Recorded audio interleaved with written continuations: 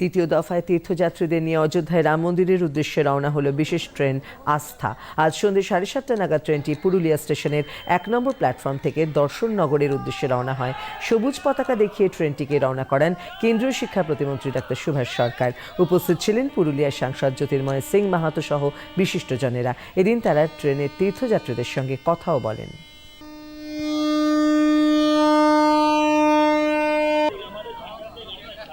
প্রধানমন্ত্রী নরেন্দ্র মোদী যা বলেন তা করেন, তাই অযোধ্যায় রাম মন্দির নির্মাণ হয়েছে এবং ভগবান রামলালা তার নিজের ঘরে প্রবেশ করেছেন।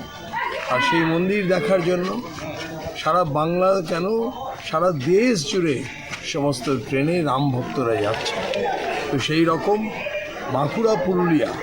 পুরুলিয়া বাঁকুড়া থেকে আজকে যে ট্রেন গেল সেই রাম ভক্তরা, তো তাদেরকে আমরা স্বাগত করতে এবং তাদের যে এই যাওয়ার সময় তারা যে এক তীর্থ করতে যাচ্ছে, ভগবান রামচন্দ্রের আশীর্বাদ নিতে যাচ্ছে, সেই জন্য তাদের সঙ্গে দেখা করে আমরাও নিজেরা ধন্য হচ্ছি।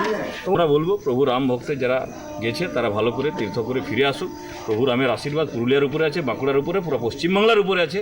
আর এইবারে প্রভু রামচন্দ্রের পুরো গেরুয়াময় হয়ে যাবে পশ্চিমবাংলা।